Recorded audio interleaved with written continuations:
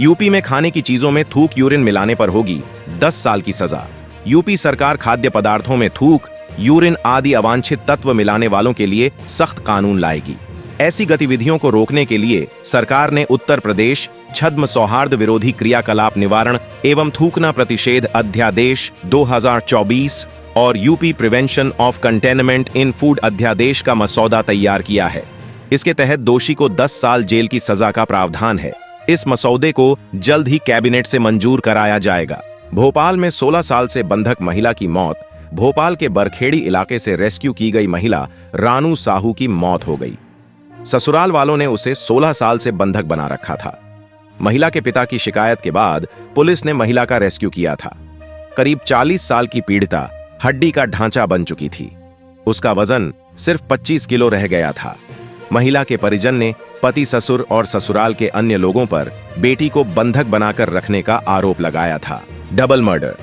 मां बेटी की फ्लैट के अंदर मिली लाश। ग्वालियर में यूनिवर्सिटी थाना क्षेत्र के गार्डन होम्स मल्टी के एक फ्लैट में मां बेटी की लाश मिली है।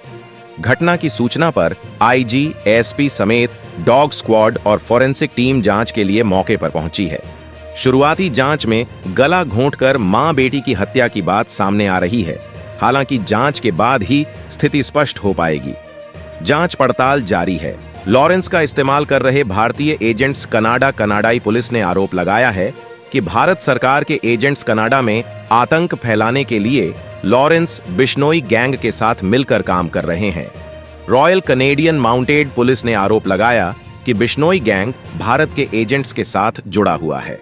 हालांकि भारत ने इन सभी आरोपों को नकारते हुए झूठा करार दिया है। इजराइल ने लेबनान में ईसाई ठिकाने पर किया हमला। 21 की मौत। उत्तरी लेबनान में सोमवार को इजराइल के हवाई हमले में कम से कम 21 लोगों की मौत हो गई और 8 लोग घायल हैं। लेबनान के स्वास्थ्य मंत्रालय ने इसकी जानकारी दी है। अल जजीरा के मुताबिक इजराइल का यह हमला त्रिपोली के एक ईसाई इलाके एतौ में हुआ। आमतौर पर इजराइल ईसाई इलाके में हमला नहीं करता। त्रिपोली लेबनान के सुरक्षित इलाके में गिना जाता रहा है। हालांकि इजराइल ने पिछले हफ्ते पहली बार यहां बमबारी की थी। बुधनी और विजयपुर सीट पर इस दिन होगा मतदान। एमपी के बुधनी सीट और विजयपुर सीट पर 13 नवंबर को मतदान होगा। इसके बाद 23 नवंबर को चुनाव का रिजल्ट आएगा। बता दें कि बुधनी सीट शिवराज सिंह चौहान के सांसद बनने के बाद से खाली है। वहीं विजयपुर विधानसभा पर कांग्रेस का कब्जा था, लेकिन इस सीट से कांग्रेस उम्मीदवार रामनिवास चुनाव जीतने के बाद बीजेपी में शामिल हो गए और विधानसभा पद से इस्तीफा दे दिया था। तब से यह सीट खाली है। चलती ट्रेन की इमरजेंसी विंडो से नीचे गिरी 8 साल की बच्ची यूपी के ललितपुर से हैरान करने वाली खबर है। गीता जयंती एक्सप्रेस ट्रेन में माता पिता के साथ सफर कर रही 8 साल की बच्ची चलती ट्रेन की इमरजेंसी विंडो से नीचे गिर गई। जब ट्रेन 10 किमी आगे बढ़ गई तब पिता ने देखा कि बेटी सीट से गायब है। ललितपुर रेलवे पुलिसकर्मियों की टीम ने 2 घंटे बाद झाड़ियों में से बच्ची को खोज निकाला। बच्ची के पैर में मामूली चोट लगी है।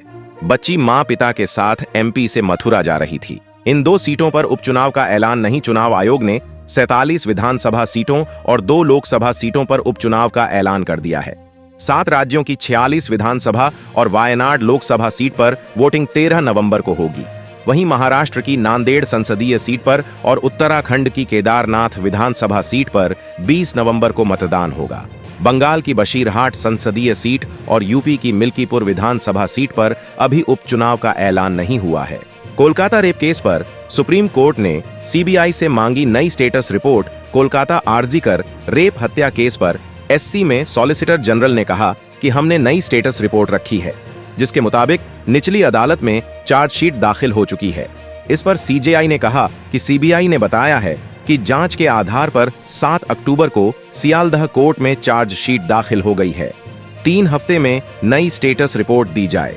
हम देश भर में डॉक्टरों की सुरक्षा को लेकर बनाए गए नेशनल टास्क फोर्स की रिपोर्ट भी देखना चाहते हैं।